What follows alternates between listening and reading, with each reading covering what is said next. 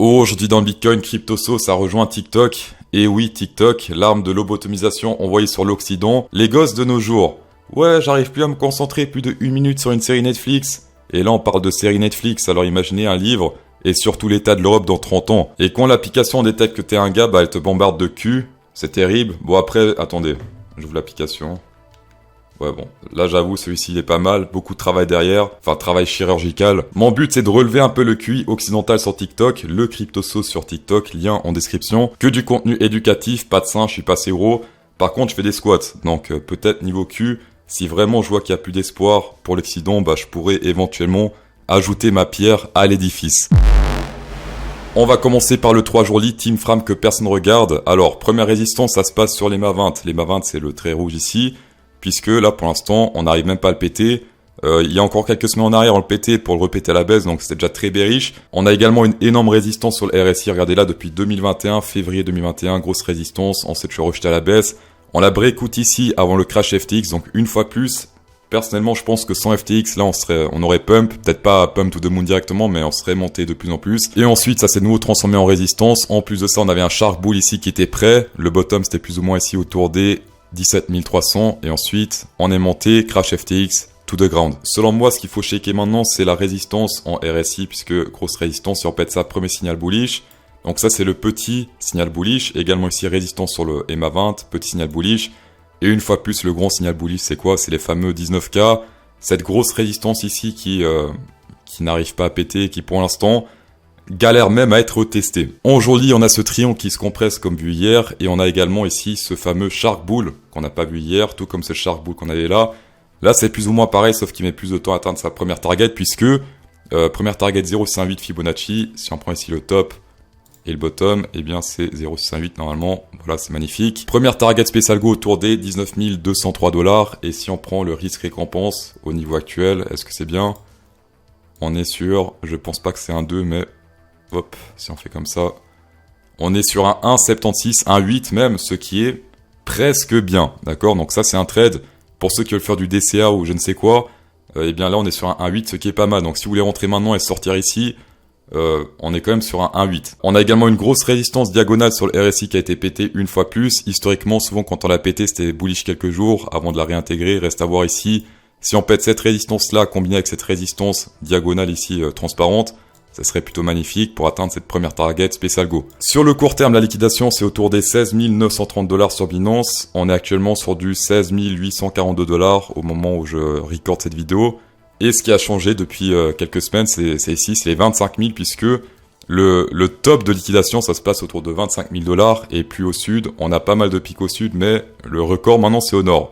C'est intéressant parce que depuis pas mal de semaines, depuis tout ce bear market, les tops de liquidation c'était au sud et maintenant ça commence, la roue tourne, commence à tourner, il dit comment déjà? Enfin bref, un truc du genre quoi. Niveau spot, on dirait qu'on est en train de faire une sorte de bottom local, ce qui est plutôt bon, puisque quand les spots font des bottoms, bah c'est bon pour l'action price, ça peut que monter.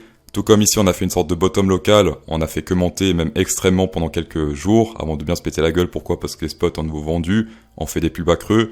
Et ensuite, que des plus bas creux, et une fois plus, là, on fait un bottom local, ce qui est plutôt positif pour le court moyen terme. D'accord? Ici, on a un graphe Heiken Ashi plutôt intéressant avec 3 backtests. 3 backtests, c'est bien, mais c'est pas ouf non plus, mais ça reste quand même pas mal. Ce qu'il dit, c'est que a green monthly candle after 5 red monthly candle has marked the end of each bear market. Alors, en français, une bougie verte après 5 bougies rouges, ça a marqué la fin d'un bear market, en tout cas historiquement.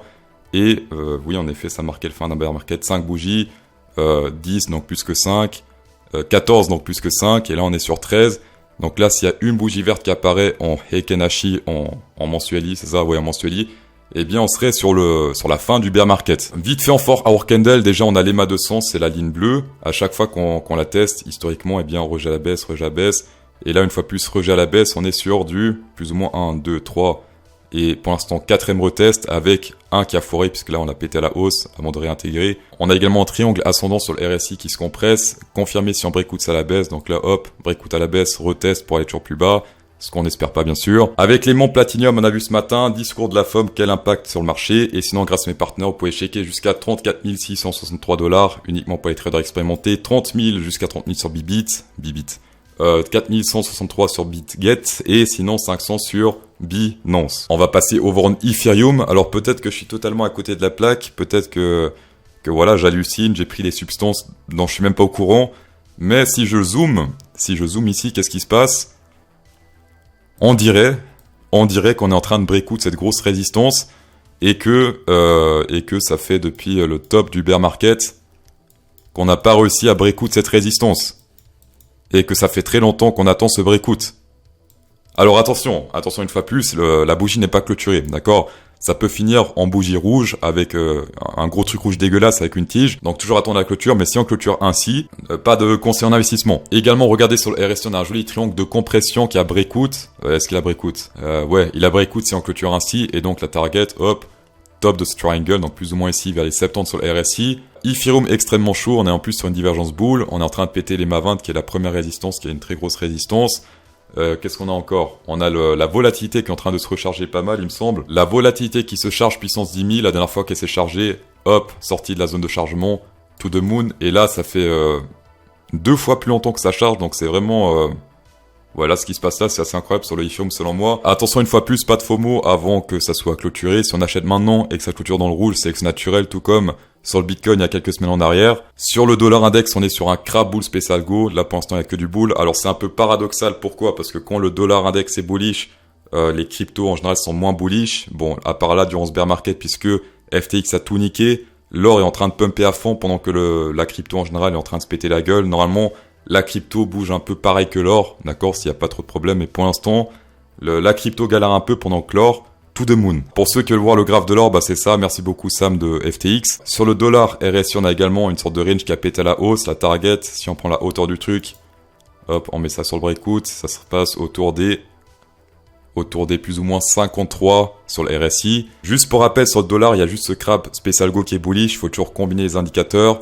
Là, on a juste un seul indicateur bullish pour pas mal d'indicateurs bullish sur le Ethereum. On a également sur le RSI un indicateur bullish, mais qui n'atteint pas, je pense, cette target de 110 $. En tout cas, reste à voir. Je suis très surpris par le Ethereum. S'il vous plaît, toujours investir ce qu'on peut se permettre de perdre, même sur un bear market, même si on pense que c'est le bottom et que ça peut que monter, bah ça peut toujours que descendre. Ça peut aller à des centimes. Suffit de voir Luna, suffit de voir le FTT, suffit de voir plein de conneries comme ça. Norway Airlines également. Dans tous les cas, merci d'avoir checké cette vidéo, c'est toujours un plaisir. Insérez un pouce bleu dans cette vidéo pour incrémenter encore plus le plaisir, pour que le plaisir soit encore plus partagé. Et bonne soirée.